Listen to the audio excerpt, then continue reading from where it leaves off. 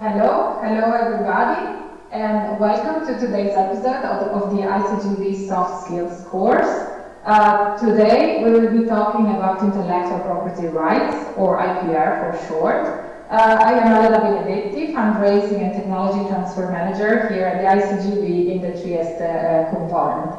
I will now share my screen to show you the slides for today. Okay, I hope everybody can see. I want to thank first of all the New Delhi colleagues for organizing the Soft Skills courses series and for the technical support for this live event. Let's talk about the content of today's webinar. This is an overview. We will talk about the ICGEB's mission. So what is then intellectual property? What's the definition of intellectual property? How we can protect intellectual property? And then we will, let's say, talk more in depth about patents. What are patentability criteria? What's the patenting process? And also why do we patent? Because we want to transfer technology. So what does technology transfer mean in reality?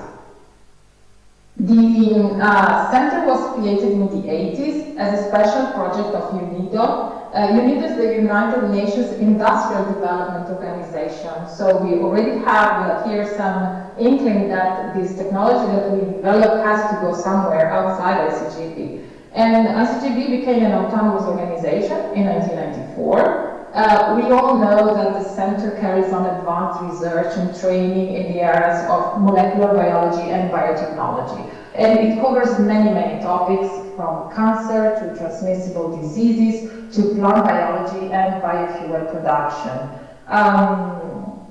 Why does ICGEB support these activities? They are designed to help reach the goal of the center. The goal of the center is to provide member states with capacity enhancement through fellowship, courses, collaborative research programs, and ultimately to bring useful innovations to the market, to the end users, to persons. The status of the center are very clear on this, and they say that the center has to maintain close contact with the industry at all times. It has to promote the wider application of the biotechnology for the benefit of member states and also the benefit of the center itself. It is therefore imperative that what we do has a tangible impact. So what we do has an actual, let's say, result, and results in something that is tangible for other people outside the ICGEB. What is intellectual property? We saw in the previous slide that the mission is to generate a tangible impact. This is done by exploiting this new know-how. We have to commercialize it. We have to bring it outside the ICGEB and to companies.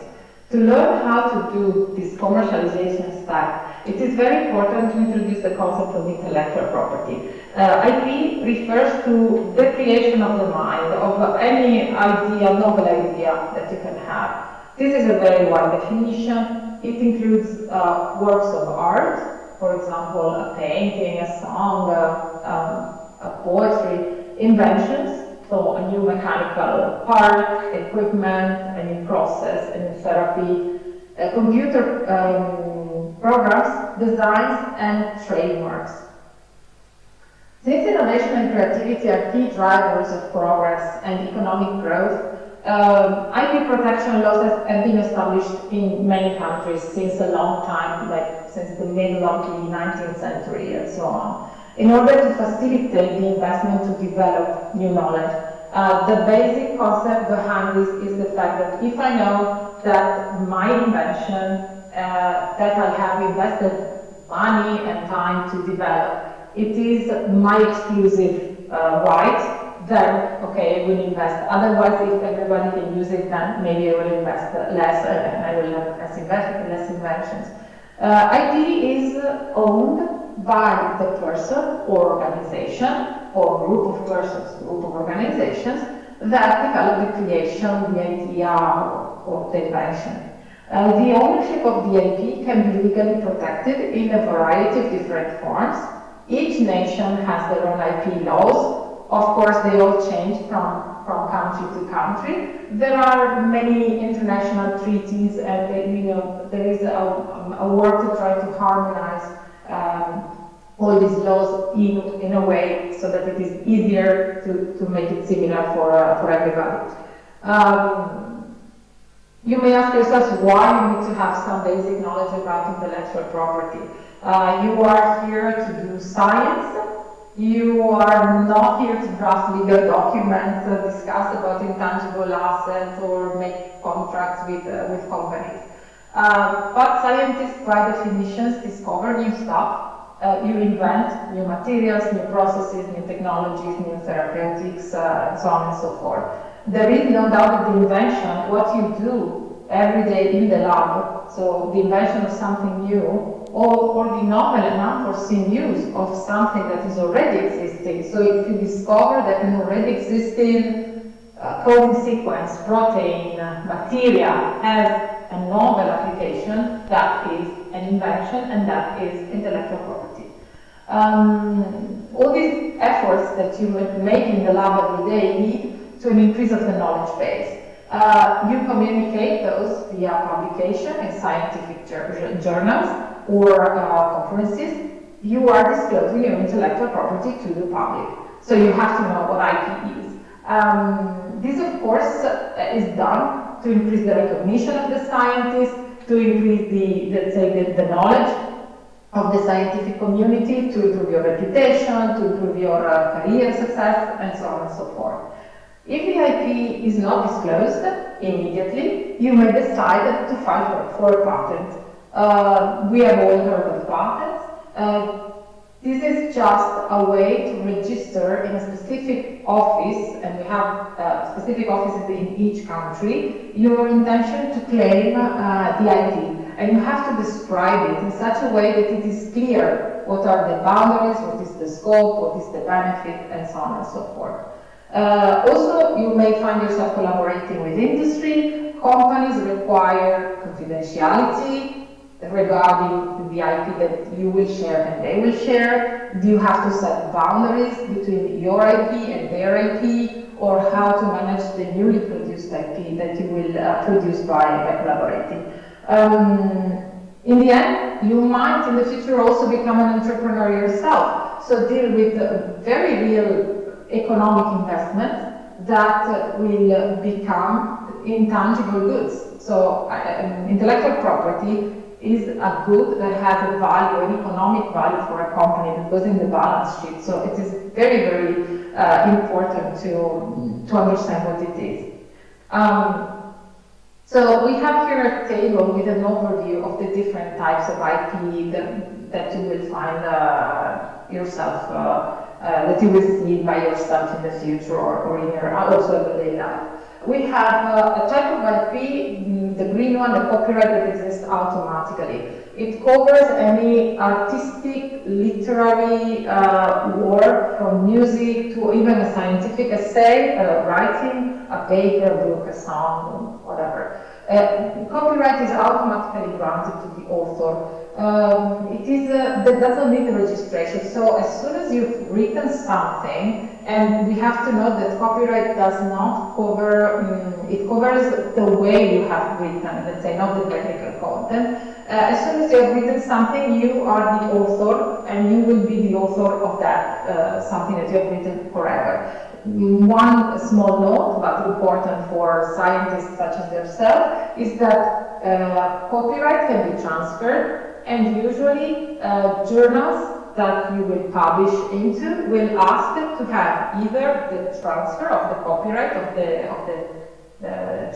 the paper that you are writing, or to have a license. Usually subscription journals, the ones that are paywall, will have, once you submit, you will flag that you've read all the terms and conditions. One of the terms and conditions is that if the paper is accepted, you transfer all the copyrights to them.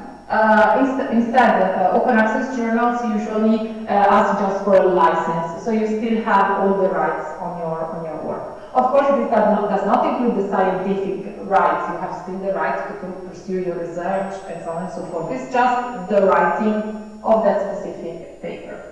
Trademarks, we all know trademarks, we see here Google, it is a sign that identifies a product. It can be a word plus a certain font, color, graphic, aspect, and so on and so forth. But this needs to be registered. Every country has their own trademarks offices, and you just have to clarify exactly what you want to register, so to avoid other people to use it. This is done to give recognition to your brand or to your product. Designs are protect the aesthetic, the aspect of the product. So they do not give any protection over the technical aspects. For example, I design a new chair, a new pen, a new car. The aesthetic is what is protected in the design IP. It has to be novel to be protected, of course. In both trademarks and designs, the offices where you register them, they would check that there is no the same thing has not been yet registered by something else, and also that your is distinguishable and is novel compared to the already registered trademarks and designs. Patents are inventions, so they can be anything in nature. They can be a product, a process, the new use of something that is existing, so how to use something in a novel way. For example, in the biomedical field, we can protect therapeutics, we can protect medical devices, we can protect diagnostics, we can protect a new kit for or a new process, a new, for example, I don't know, fluorescent tagging process or whatever. As you see, this is not a registration process, but is an application and examination process. This means that the request of patent is examined to evaluate if a set of certain criteria is met, and then I will show you which are the certain criteria that need to be met.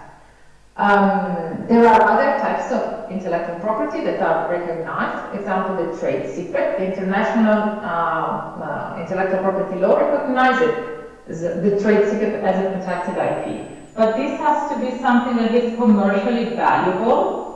It is known to a limited number of persons, and the owner must take reasonable steps to protect the secret.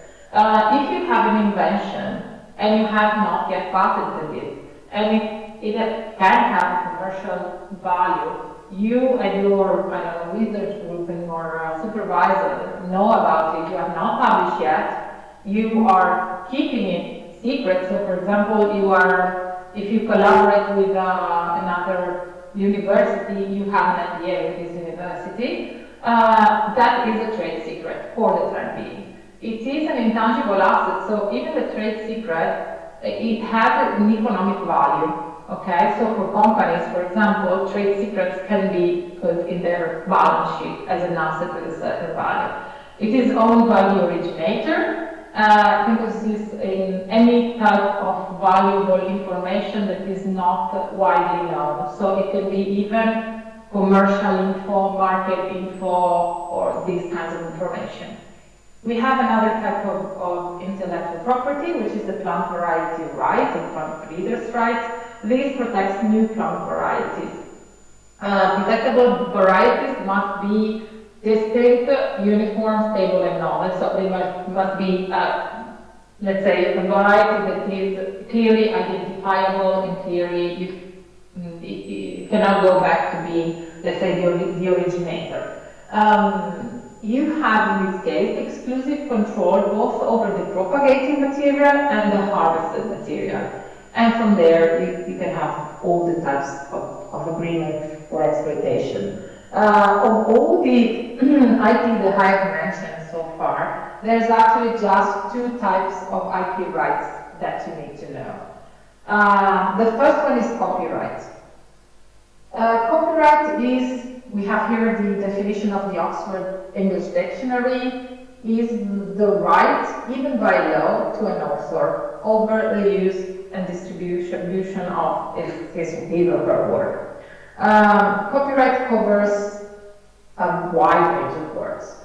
As I said before, books, music, paintings, sculpture, fields, computer programs, databases, advertisements, maps, technical drawings. So it's really everything that you can write with a pen, with a computer, or you can make into sound or something like that. Everything that is created by your mind, let's say, is copyrighted. Is your IP and is subject to copyright. It gives rise to a series of rights. It is something that is automatically granted, so you don't need to register. It gives the author the economic and also moral right to this material. You can transfer it however you want. The laws on copyright are different for every country. But the international law established certain minimum standards. For example, the copyright on your work is valid throughout all your life, plus 50 or 60 years after you're dead. And in the digital era, of course, it is much more difficult to regulate the copyright of works, especially works that can be digitally copied. So, copyright copies are sometimes indistinguishable from the original, so protecting copyrighted material is more and more difficult. And also in the case of scientific research, there is sometimes a debate, an ethic debate, on how much should be copyright, how much should be accessible to everybody, and I'm sure you're familiar with the discussion, and sometimes you find yourself maybe not having access to a paper, asking for it to directly to the corresponding author, and in these cases.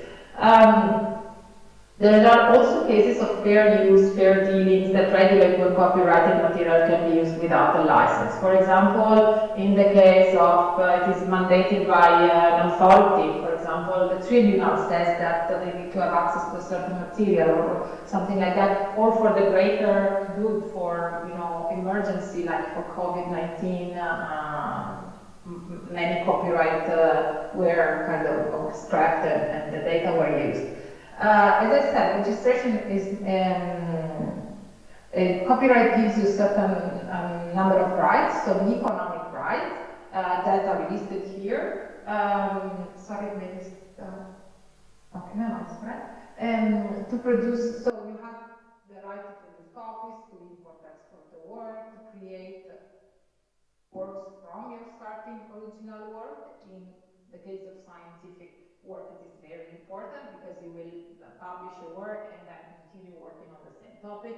So you will create derivative works and often cite yourself, reference yourself in the new works. You can perform, display, in case of painting, songs. You can sell or assign the rights to others, and also transmit by audio video. These economic rights, you can transfer them to whoever you want, whenever you want, in an exclusive way or not exclusive way. What you cannot transfer are the moral rights. The moral rights are always yours and will always be yours. So the right of paternity means that you will always be the author of that specific something, product of your mind. The right of integrity means that you always will have the right to prevent distortions. So if you have written an article or made an interview, for example, with somebody, and then the contents are distorted, maybe with montage, maybe by just copy-pasting some parts, you have the right to have the contents be maintained in the original meaning, let's say. It's very difficult to enforce, of course.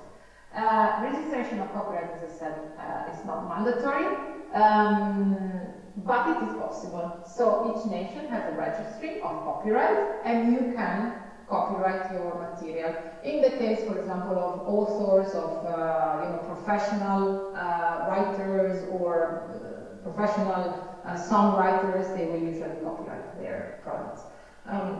Anyone that claims the copyright can use the symbol, the C symbol, it is not necessary to have a registration to use it. It is advisable if you intend to treat that material as copyrighted, to put a notice. For example, in this set of slides, I could have put at the bottom of each slide, copyright C 2022 ICGEB. Okay? In this case, I'm an ICGEB employee, so the product of my work that is related to my job position is owned by ICGEB, is not owned by me personally.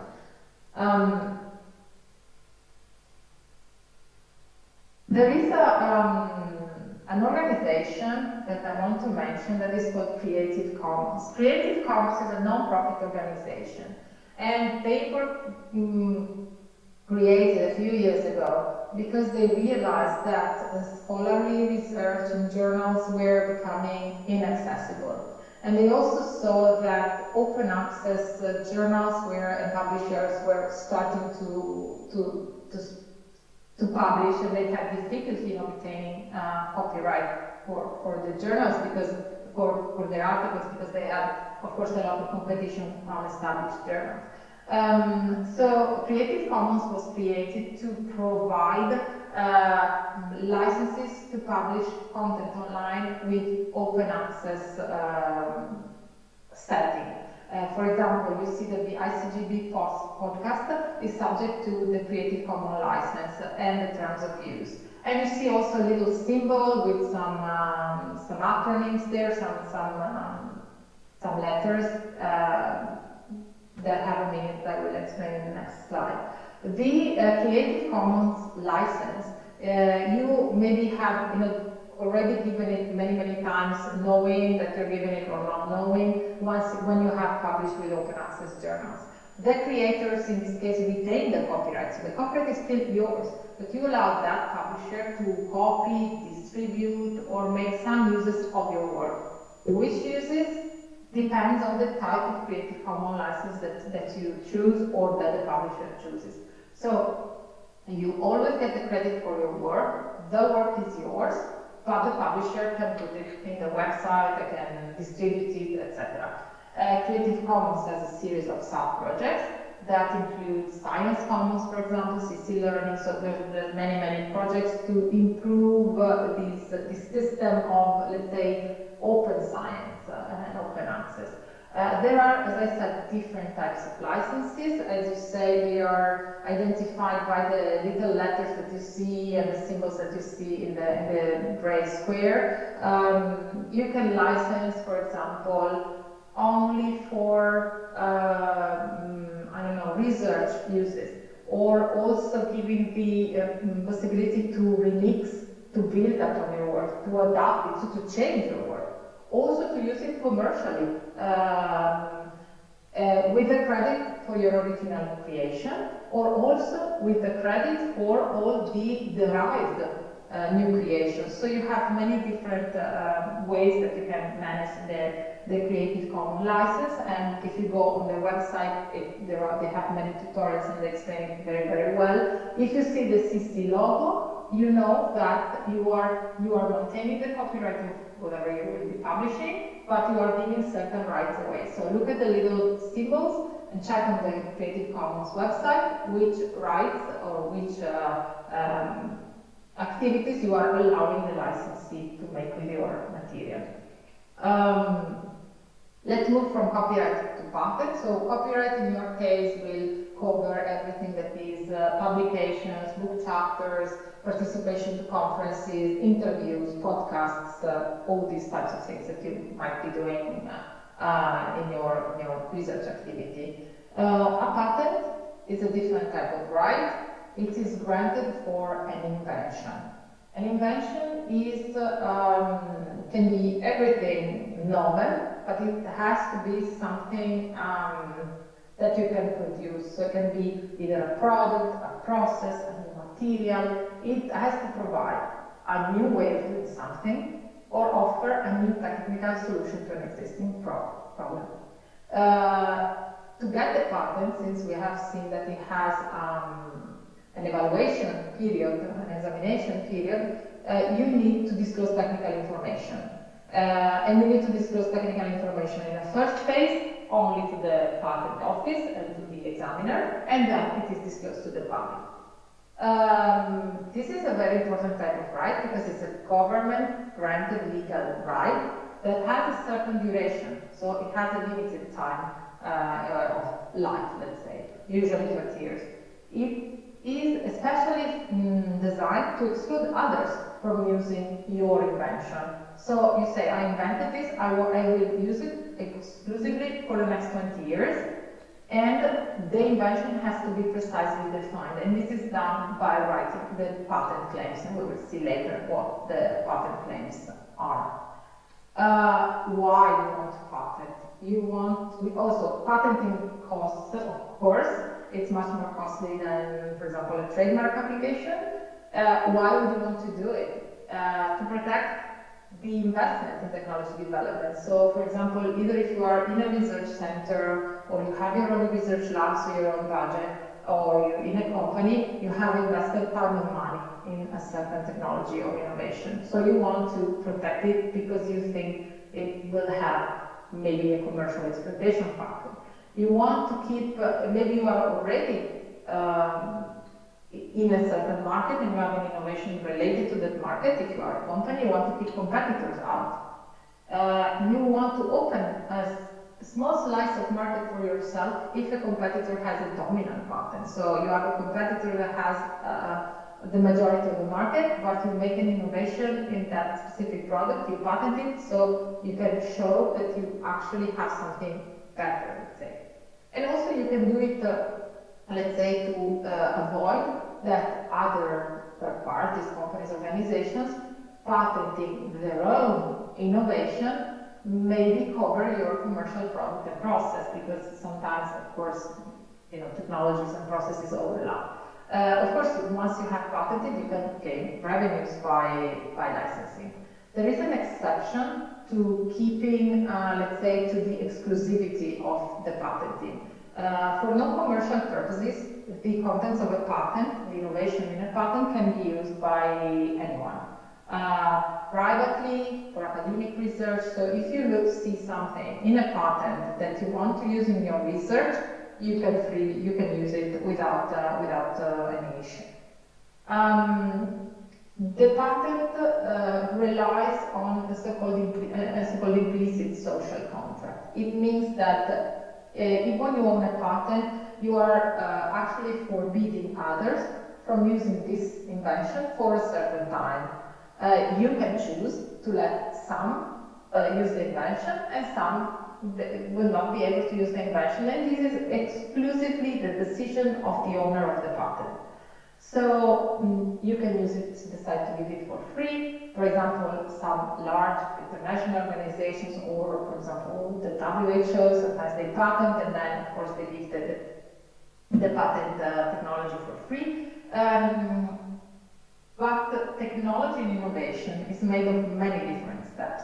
One product, if we think about a foam, but also an enzyme, a mix of enzymes, any laboratory piece of equipment that you see in front of you, is made of different, of a series of innovations, right? And so it's made of, can include many different patents. So there is sometimes companies that use cross-license patents.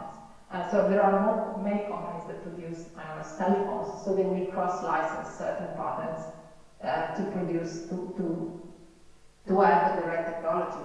There is another aspect that is called patent stacking.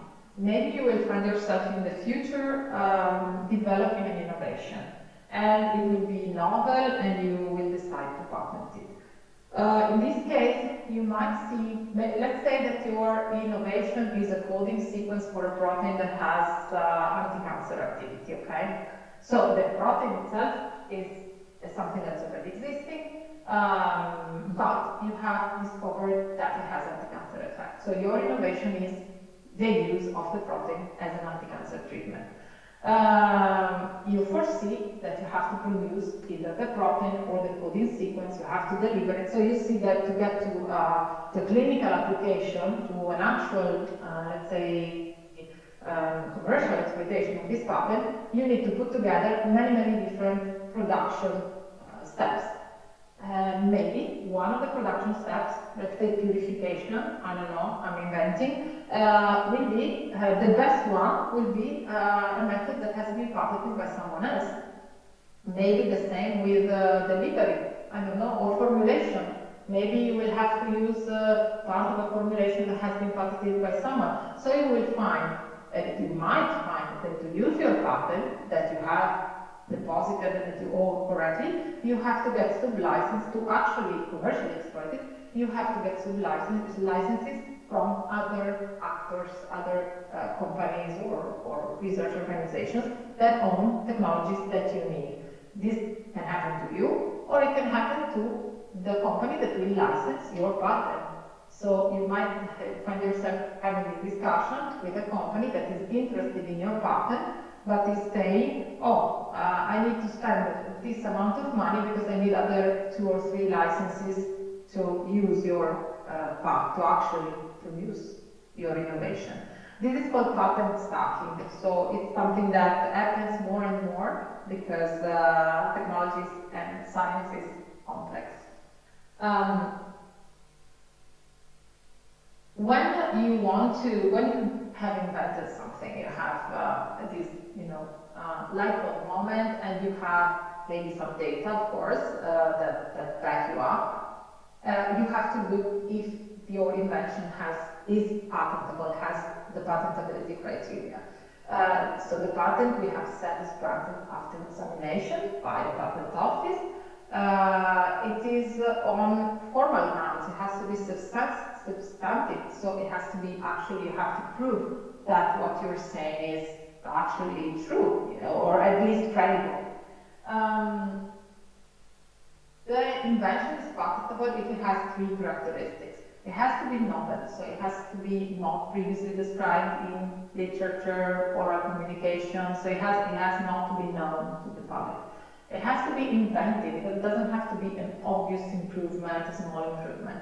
And it has to be industrially applicable or useful for a practical scope. So it doesn't have to be an invention just for the sake of something that is doable. It has to have a scope, a reason to exist, let's say. There are some exclusions. For example, they depend on the law of the single country. Many countries, most countries, explicitly exclude the possibility to patent natural organisms, such as animals, plants. So you can patent the use of the natural organism, for example, a bacteria of the plant microbiome, for a certain application, okay? Mathematical models, software, or anything that is contrary, illegal, of course, contrary to the public order, contrary to unethical, so there are, of course, exclusions to patentability. Let's talk about novelty. An invention is novel if it's not part of existing state-of-the-art. It has to be new at the date of filing the patent, of course, at the date where I go to the patent office and I deposit my documents, of course. That is the priority date that determines where I go to for the prior art. I go to before that date, of course, not after. The state-of-the-art is everything that is made available to the public in the country where I file or also elsewhere, because if I file in Italy or Europe and this invention or part of this invention or something similar has been published in Indonesia, of course I cannot patent it because it already exists in the public knowledge. The failure to demonstrate the novel means that the application is fails, or if it has been granted and then is further evaluated, is revoked. What is prior art? It is any proof that your invention was already known. So it doesn't need to be physical. It can be also, for example, I don't know, an oral communication to a conference. It doesn't need to be commercially available. It can be a proof of concept, an idea, something that was published in a blog, for example. needs to be disclosed though in a way that it informs the person skilled in the art. So the disclosure of this prior art needs to be a little bit technical at least. It needs to give some detail and information, etc. Every country, again, has a different definition of prior art. There are some, let's say, uniform definitions. For example, within Europe, we all have adopted the same definition, but there is still some differences. And a very important thing, if you exchange information in a confidential way, so within a non-disclosure agreement, that is not prior art, of course, because it's not in the public domain. If you consider patenting, so you have to preserve the novelty of your innovation. So you have to avoid to publish it before filing. No articles of press releases or conference presentation, etc. I mean, you can talk about the very general idea or very general concept, but without, I mean, you can talk about the topic, but without giving the specific concept of the innovation. Okay? It is very complex. It is better not to talk about it at all if you think that it might be an innovation that you want to patent. And also sign non-disclosure agreements with partners. Partners are, that you have to sign non-disclosure agreements with, are everybody that is outside your organization. Your organization, you have a duty of confidentiality towards your organization, and of course, the organization will, within the organization, the confidentiality needs to be maintained, and you don't need to sign an NDA. But with everybody else, you need to sign an NDA. Seek advice. Visit the Technology Transfer Office in Trieste, or contact me, the data in New Delhi for technology transfer IPR matters, and so we can give all the advice that you need. You have also to check when there is the right time to file. So what are your peers doing? What are your other companies doing? So if you are aware of that, it's not always easy, you can decide when to file. So the next characteristic of patentable patentable invention is inventiveness. It's also called inventive step. So there are different definitions, but let's say many countries and many geographic areas agree that an invention to be considered patentable needs to be not obvious to a person skilled in the art. It's a definition that is a bit complex to understand. So it is different from the novelty requirement. I can say something that hasn't been said before, so we don't find prior art, but it was obvious, and it was maybe, you know, not such, it didn't consist in an inventive step. In this case, instead, we need that the innovation that I bring to the table is something that no one could think about before. It was really something out of the box, let's say. So it is easy to define the inventive step if I invent something called video, like a new molecule with super mega performances, and I am the only one that invented it. Okay, no problem, the inventive step is absolutely clear. But if the inventive step is present, also if we use established techniques to do something that no one had previously thought of doing. So, for example, we use fermentation to produce, I don't know, biochemicals.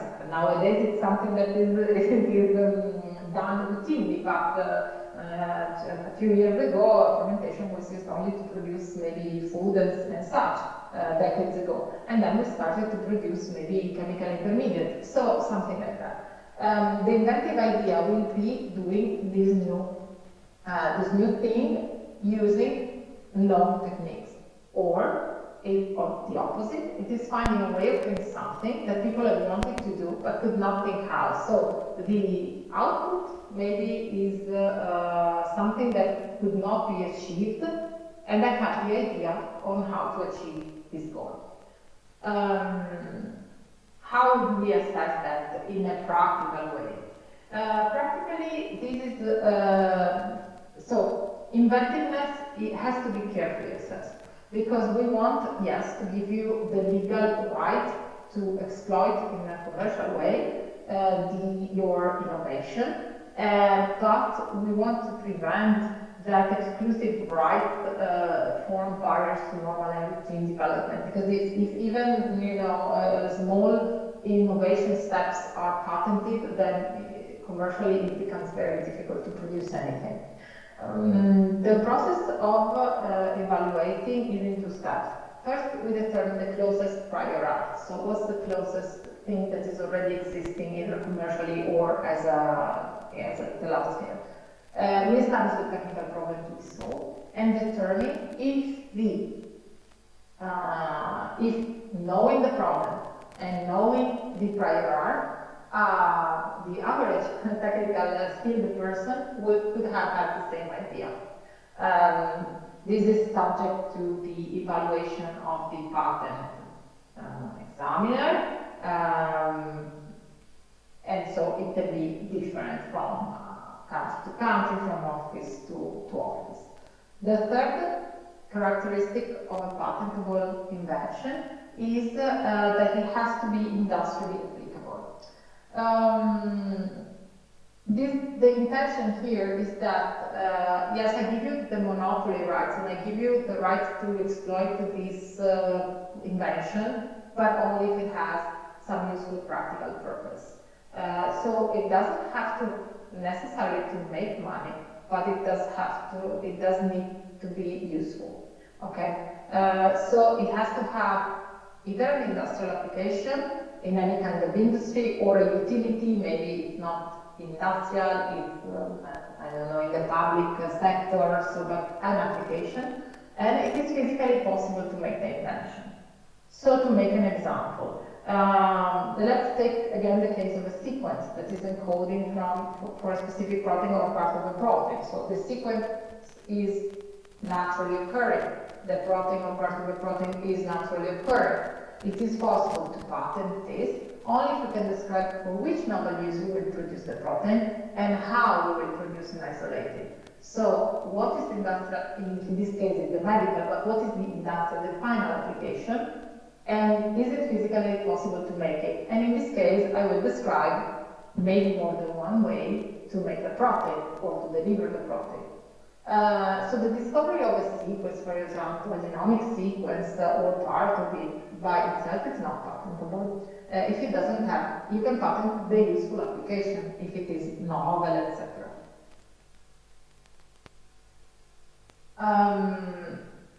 When we say industrially applicable, it means that it must solve a problem. So yes, it is industrially applicable, but nobody was asking for it. So in that case, we don't have let's say the condition is not described. The concrete benefit has to be described, so we have to have already some figures, numbers, proofs that the benefit that we envision is really there, and the mechanism with which the problem is solved or the benefit achieved must be explained, because this document needs to have credibility because it is technically evaluated on this aspect. When we decide to patent, since a few minutes ago I told you that we need to patent at the right time, we don't want others to steal our idea and so on and so forth. When we decide to patent, we may not know all of these. I mean, we might have maybe a proof of concept, maybe we have the in vivo, I don't know, test of whatever we were testing, or the in vitro, yes, but the in vivo only partial because we didn't have the budget for enough mice to test it on enough conditions, or we lack the right benchmark. So we can be, halfway through our research. We almost never patent once the research is finished and we have to put the last full stop. It's always something in between. In this case, we have to make a balance.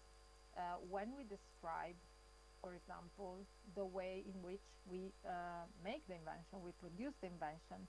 Maybe we describe 2, 3 different ways.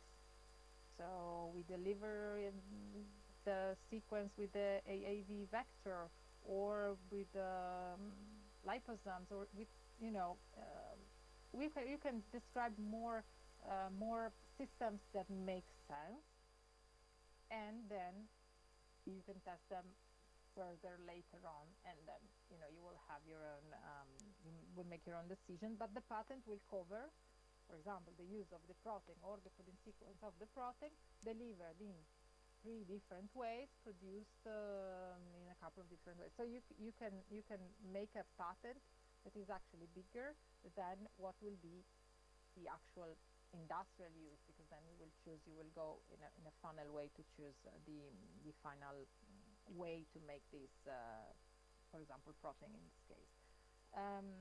This is important to know, because a patent needs to be very well circumscribed. It has to be very clear boundaries.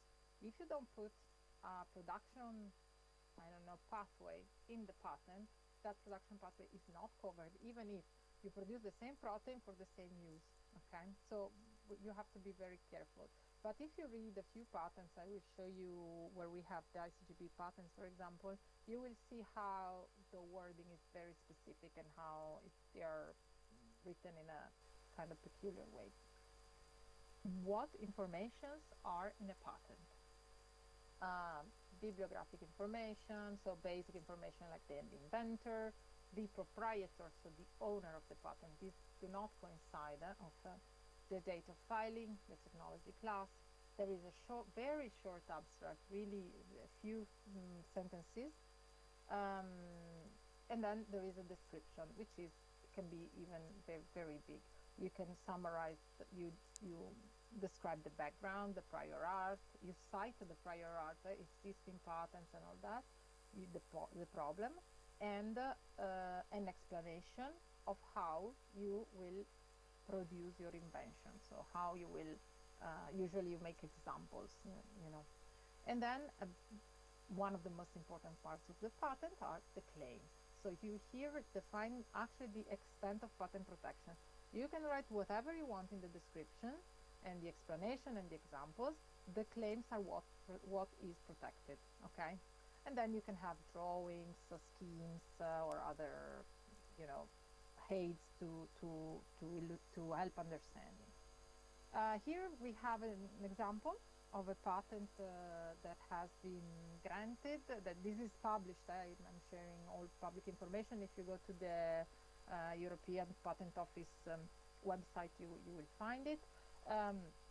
In this case, it was one of the inventors is Serena Zacchigna. She's a group leader in Trieste, and the invention you see at the bottom relates to a protein as anti-cancer treatment. Please note at the top, number 43, the date of publication. It was published in November 2021, but number 2022 is the date of filing, which is May 2020. So when we file a patent, we can expect that everything that we send to the patent office is still not in the public domain for 12 months or something more. So for at least 12 to 18 months usually.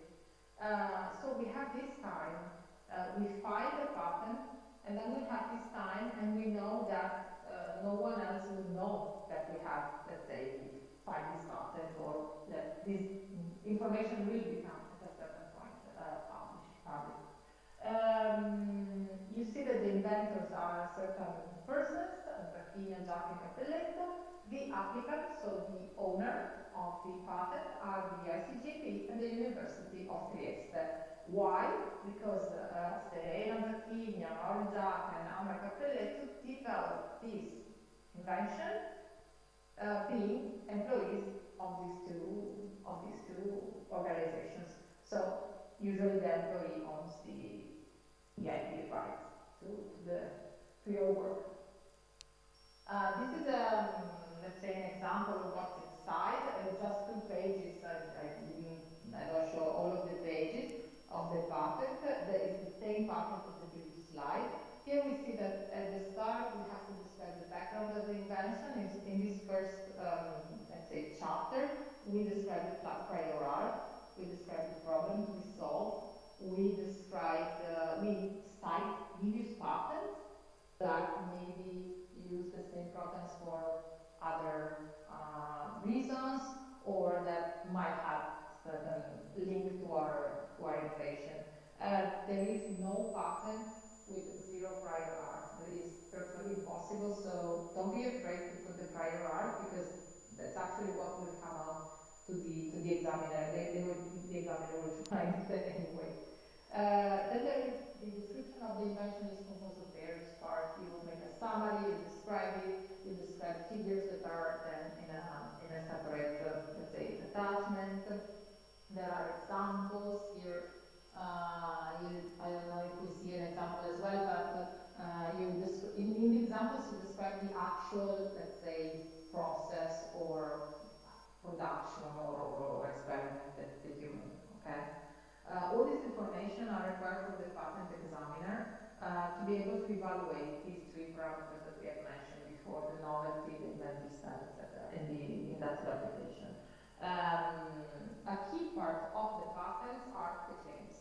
So these are the claims. The claims are what I claim as mine. What I say, this is my know-how that I want protected, that I want to use exclusively for the next 20 years. Notice that claims are a cost. So the higher the number of claims, the higher the cost of the patent, both for filing and then the patent needs to be maintained, so you have yearly maintenance costs for patent. So in the claims you will usually cover a wider spectrum of processes, etc. Then maybe you study only I don't know, one type of epithelial tumor. We will say all epithelial tumors, so you will of course try to cover a bit more ground. Okay? Where do we stand on this document? We apply to National Patent Office, or we have three ways: the European Patent Office or the Patent Cooperation Treaty. In this case, you can do it different ways. I will show you then the pipeline that we follow at ICGEB step. If you go to the National Patent Office, you have a national patent that's valid only in the country where it is registered. And you have a 1-year priority to, let's say, enlarge for some secret applications. So in this 1-year time frame, you can go to the European Patent Office, and if I have, for example, I applied in Italy, I can go to the European Patent Office and expand to European countries. Or the Patent Cooperation Treaty, which is, let's say, a worldwide treaty that covers many countries. I can go to PCT and apply in how many different countries I choose. So I can use the national patent to kind of put let's say, put a pin on the priority date.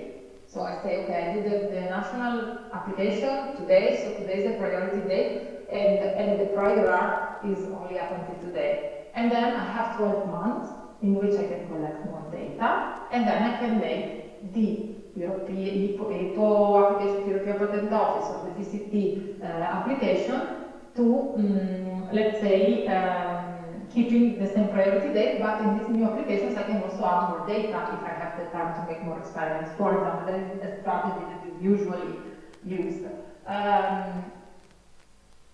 Usually, all, let's say, organizations use external services, for sure a patent attorney to file the document, and also maybe external services to check the prior art. You check it first internally and then you give it to an external service. They make a more thorough search. For example, in Trieste we have PatLib offered by the campus where we are, where our building is hosted, and that is a good way to check. For example, you see here the filing process at ICGEB. We talk about of course, national or European Patent Office patent application as a first step, and that gives us the priority date. Then we have 12 months to, let's say, to apply to internationally to different countries. And when we apply for the VCT phase, so we apply to further countries, we can add data, we can split the original patent into different patents, so we can do quite a few things to, if we realize that maybe our initial strategy wasn't great, we can do quite a bit of modifications. The international application is not the international patent. It is kind of putting again a pin on a date, and it's kind of make a reservation for the patent to be filed with the same initial priority date of a national European patent in all the member states. So even if in the meantime somebody in US has invented a similar thing, I have many months that I will not consider if there is an invention in these months after my priority date. So that is the advantage. After 18 months from the priority date, from the first deposit, the patent becomes public. And then 30 months after the priority date, we have the national phases. So where I have made the international application, all the national patent offices start their process, and there they have very different timelines from country to country. The times and processes may vary from country to country. This is the European, for the first 18 months, timeline. For example, I was speaking with a group leader from New Delhi, and he mentioned that in India, the time for patenting is longer, so depends on where you're finding. Rights and responsibilities. So let's understand how the management, the IPR is managed between the persons and organizations. Because here we have, of course, the contribution of the mind of an inventor that had the idea and tested the innovation, and we have the contribution of the institution where the researcher is hosted. The ICGEB regulates the management of intellectual property rights, both in employment and fellowship cases, and it is in line with the IP policies guidance of ICGEB. And it is also in line with the majority of research institutions. So, of course, the researcher is the inventor, all researchers, and the institution is the owner. They have different responsibility. The inventor has to disclose results. So both at the beginning, when he has a result that is he or she considers patentable, but also when there are updates or maybe changes, maybe even bad updates, so it doesn't work as expected and something like that. And he has to support the tech transfer or commercialization process. So if we go on and it is patented, it is granted, etc., and so on and so forth, then we can get to the point where we want to transfer this to the industry. So in this case, the inventor has to support the institute.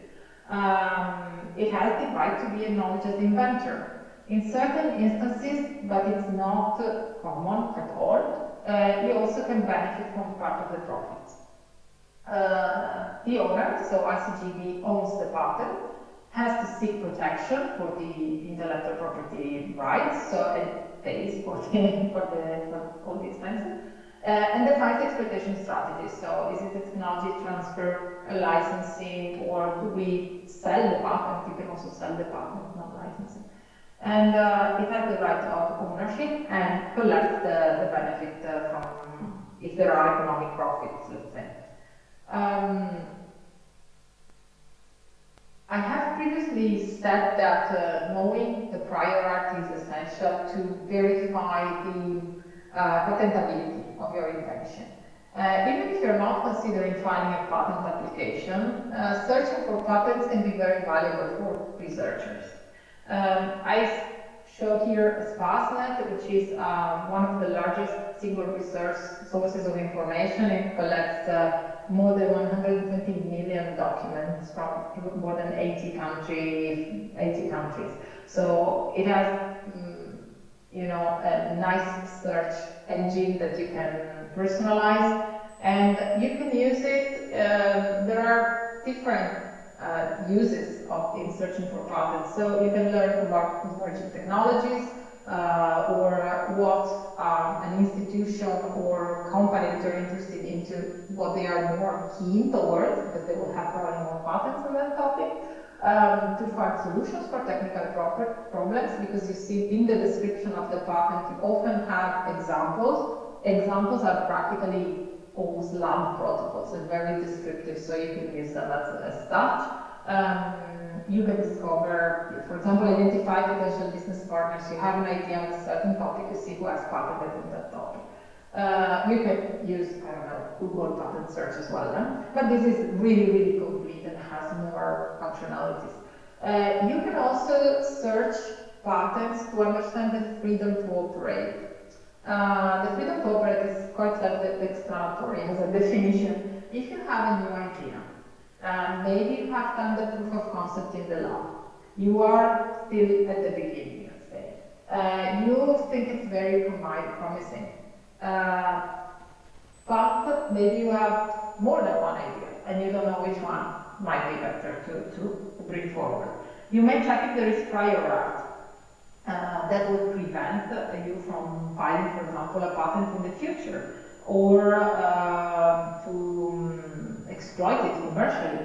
You can see if the prior art is covered, or if the patent, let's say, is covers worldwide or many countries, or just a single country. So maybe if you are in a different country, you can make the evaluation that it's fine for you to go ahead, because maybe you want to file only in your country. So you can make all these kinds of considerations. It's more kind of strategic. It's not linked to technical or scientific feasibility, of course, but it's a strategic consideration that you might wanna add. We are, of course, happy to help on this topic if you feel the need.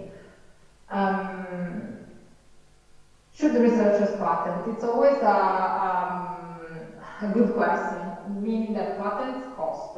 They cost in two ways. They cost to the institution, actual money, but they cost to the scientist quite significant delay in publication. So if you decide to patent today something, you know that you will not publish for at least 12 to 18 months. Why? Because you file today in Europe or in Italy, and you have 12 months to expand to international applications. So before doing the international applications, you certainly don't want to publish. So you have this delay, you have to evaluate yourself if it is worth it, what is most pressing or important for you. But patents contribute to scientific merits, of course.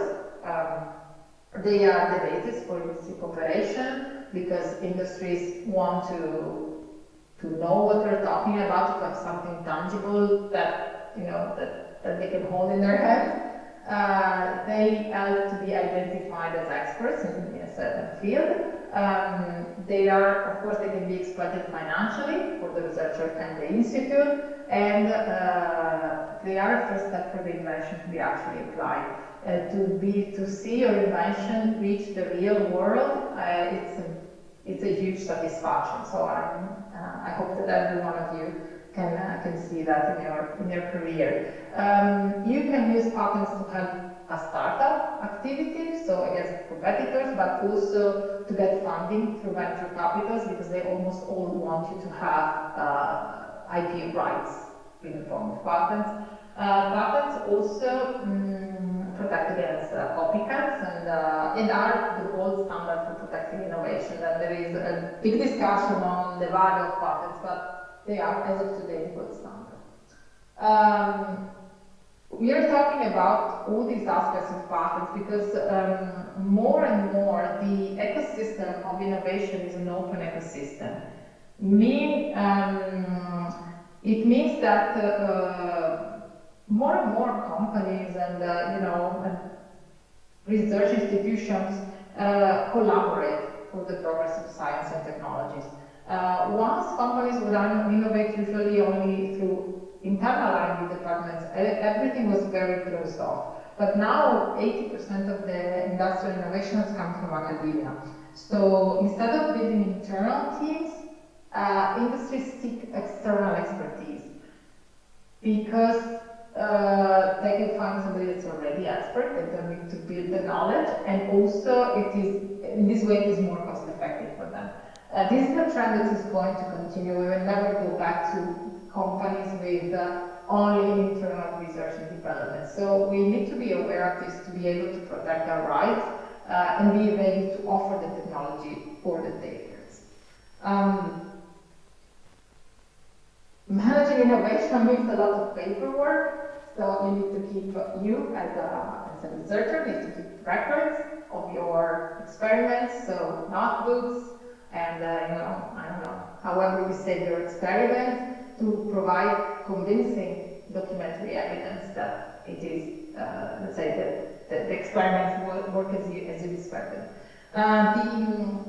Then there are different types of forms. The invention disclosure form, it is something that you will complete when you think your invention is patent worthy, so there's a number of data there. Then you can make material transfer agreements with, for example, a company, and transfer sensitive material that pertains to your invention for testing, for validation. Non-disclosure agreements, we already said. Research collaboration agreements, so you need to clarify the terms of collaboration with the company. License agreements, etc., etc. So all these agreements, but of course, they are not in your field of expertise, they must be checked with, for legal and administrative compliance with your institution. So the tech transfer and IPR people in this case are the ones that you have to seek out for assistance. 2 words on the patent disclosure form. If you think that your invention is worth patenting, you should fill a patent disclosure form. It has many fields. You have to explain experiments, the references, if there are already agreements, and so on and so forth. Some fields might be difficult to fill. You may not know what to put in a specific field, so you can come and seek us out if there is a need. I will very, very quickly explain what we do, because I always say we help you, we can help, etc. Who is we?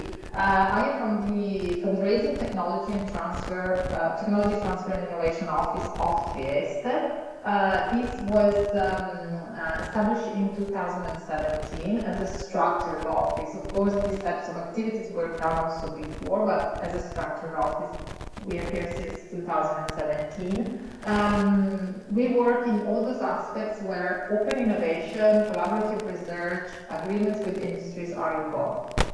We support the proposal submission, so if there is, we also send a monthly newsletter with new funding opportunities, etc. We assist in fundraising from donors, fellowships, CFPs, training, etc. And also we support the researchers in developing industrial partnerships. So once you have, let's say, the idea that there might be industrial interest, then we can help with all the agreements, etc., conditions, etc. And we also develop the exploitation plan of the ICGEB's intellectual property. We also do the project management of certain projects. What is technology transfer? Technology transfer seems simple, right? The transfer of technologies from universities or research institutions to parties capable of commercialization or companies. So you may look at the first picture and say, okay, from the lab, I toss it to a manager, an engineer, or somebody, and then it goes directly to production.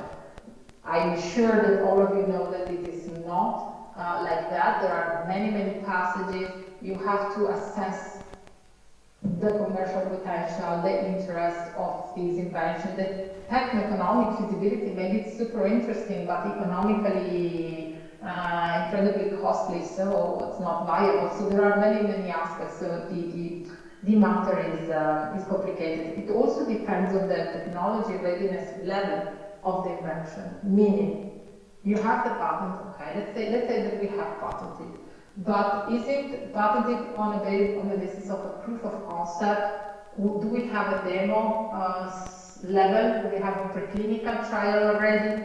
Do we have a pilot, maybe it's the production of, I don't know, biofermentation system or something? Do we have a pilot of that? Which size? 1 liter, 5 liter, 100 liters? So there is always a gap between the lab and the industry. And we, as Technology Transfer Office, we have to understand how big is that gap and how we have to fill it. So that is a very, very important step. We transfer technology with different ways, so we can promote startups, we can collaborate with research collaboration with industry. For biosimilar drugs, there is a direct technology transfer, so we just tell people how to make the drugs and show them how to produce the biosimilars. We can license patents also as is without much technical support. As you know, the Institute is a large institution. There are 3 locations, around 600 researchers, 47 laboratories. For these reasons, the topics covered by ICGEB inventions or new technologies are vast. We go from GMP production of the biosimilars, gene therapy, neurodegenerative disorders, biofuels production, crop improvement. I mean, there's a bit of everything. But we have to say, and I invite you to keep this really in mind, even when you look at the news or read the newspaper, that many of these sectors are of strong interest for companies, because companies and society, governments, they need to respond to new and global challenges, both in healthcare and food security. So when we say cardiovascular disorders, when we say cancer, when we say agri-biotech, infectious disease, I mean, we have a large amount of topics that are of real current interest. Okay. In terms of activities, we do scouting of technologies. This means talking with PIs, follow communications, see what comes out of funded projects. We always appreciate updates. And of course, we follow the protection and management of intellectual property rights. So we define the strategy also in line with the budget, because you cannot patent everything because it costs an arm and a leg. We support the licensing and commercialization of ICGEB research tools, know-how, intellectual property, etc. We liaise with industrial partners for collaborations, services. We have a number of different templates agreements for material transfers, license, and all the ones that I was mentioning. We also do production of info material on ICGEB technologies and patents, both in paper form or on platforms. For example, this is on the left on the knowledge share platform, European platform that we use, and we promote there our new patents, which is a really nice platform that gives, let's say, visibility. We also do presentations, or we make briefs, we participate to events, so on and so forth. In terms of technology transfer activities, we also do the organization of training opportunities, as you may know, if you are here. And for example, we did the 2021 tech transfer seminar. In this case, we called, let's say, experts from outside the ICGEB. Today you have only me, but if it's possible also to call on experts to come and make a presentation. They go maybe into the detail of certain aspects that can be of interest. And by the way, if you have specific interests or specific ideas, I invite you at the end of the presentations, there are contact information to share with us, because it's always good for us to be in touch with you and know what you, let's say, what you think on these topics. ICGEB patents, we have many. This is just one page, I don't have to read them all. It's, you can find them on the website. If you go on the technology transfer, let's say, follow the technology transfer website, I'm going to find patents, and you find the patent list. We manage, let's say, not all of his patents, but the majority of his patents before submission and after submission, by identification of results, the patent disclosure form, evaluation, deposit, contact with patent attorney. We manage the agreement if there is a joint ownership agreement. To see the ones that have the blue note, that is a joint application. We promote also exploitation, and to do so we produce market analysis documents. So in collaboration, in collaboration with our science part, the scientific part, we make marketing searches to understand if the innovation is of market interest, what's the size of the market, and so on and so forth. And also make, let's say, promotional materials. We have licensed patents. These are two examples one on the dengue vaccine with Sun Pharma, and one on malaria drugs with Novavax and CPL Biologicals, and supported by the Bill and Melinda Gates Foundation. So we have actually, in this case, licensed the know-how that we have internally developed.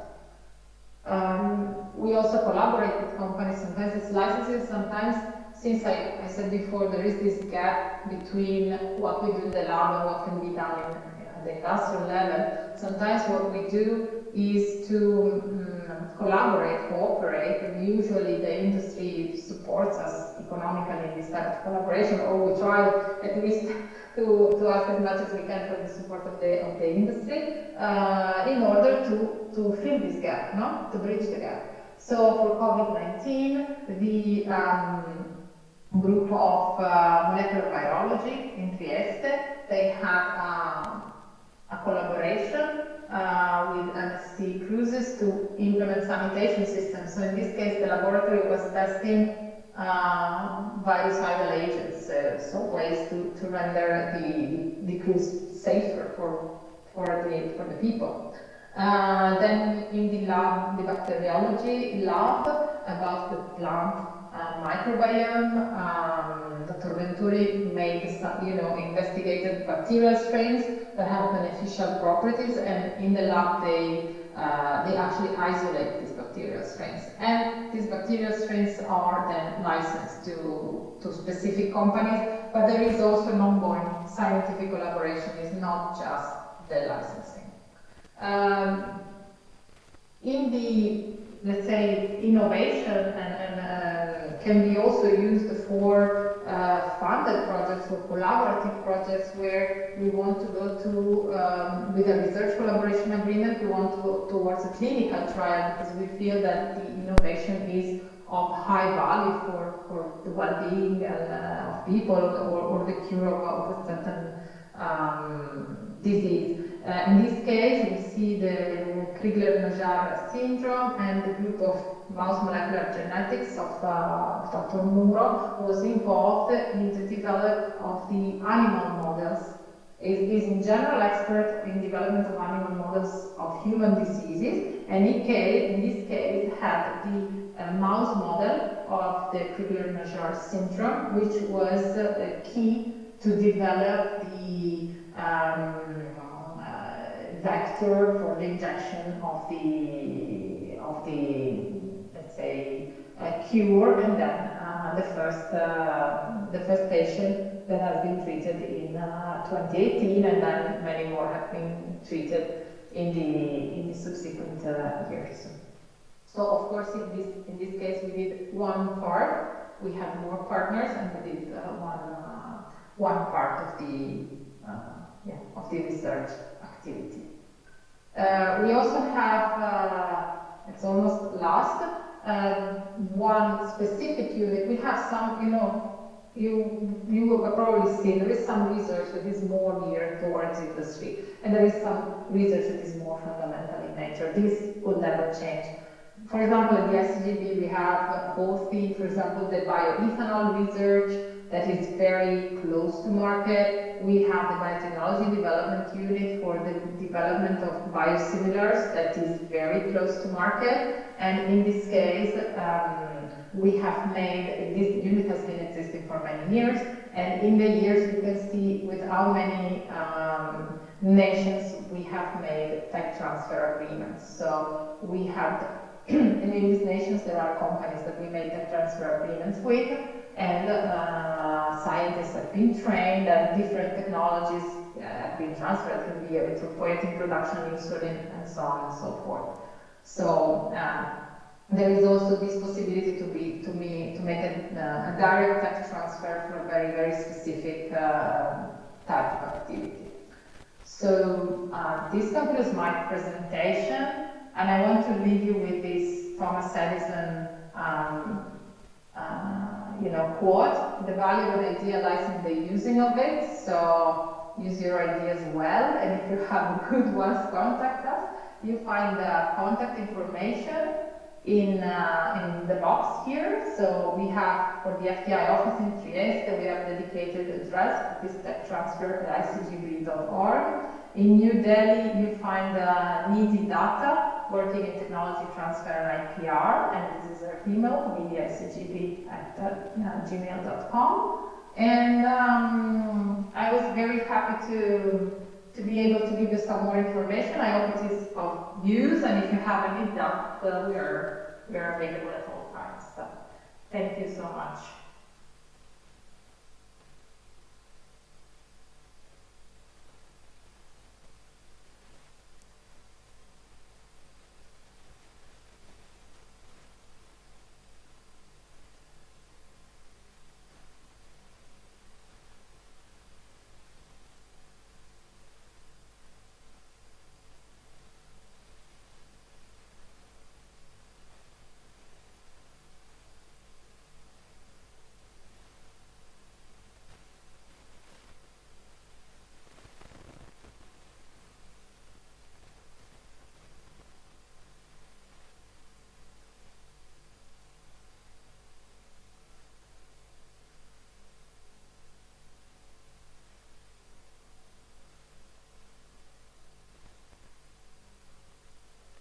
Guys, since I see you still there, if you have any questions, feel free.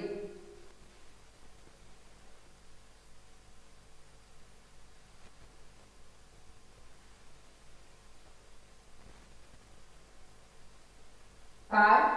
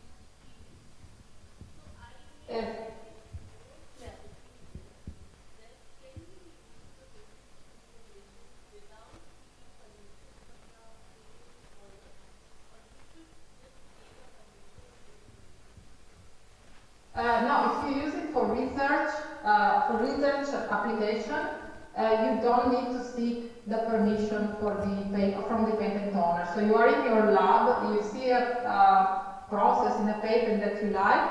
For research application, you can use it as much as you like, or for private use, but of course, in this case, we're talking research application. And you don't need to seek permission or even inform the owner of the patent. No. If you want to exploit it commercially, then yes, you need to seek an agreement. Okay, and if we get some useful result out of the patented information, at that time should we write to them and ask for the permission or the information? Because in the research institute we do publish. It is not always that we go and commercialize all the inventions, all the results. So if we use somebody's patented information, do something in the lab and get some results which we want to publish, so at that time, what would be the best way to proceed? Are you saying when you publish your Yes, results? a student. You just treat it as any reference. You just put it in the references like any other publication. It is. Okay. You can treat it as a a journal publication in that case. Yeah, you put it as a reference. Of course, if you use this patent to build your own technology that you want to patent yourself, then you know that for commercial exploitation you will need the agreement of this industry or owner. So, yeah, but if it's just for scientific research and publication, treat it as a reference. Yeah, you just put it in the references as everything else. Okay, thank you. Any further? You're welcome. I think we do not have any more questions from here. Okay. So thank you so much, Alina, for your time and the valuable information you have given to all of us. Thank you. Okay, thank you very much. Have a good day. Bye-bye. Thanks again for organizing and for the assistance. Bye-bye.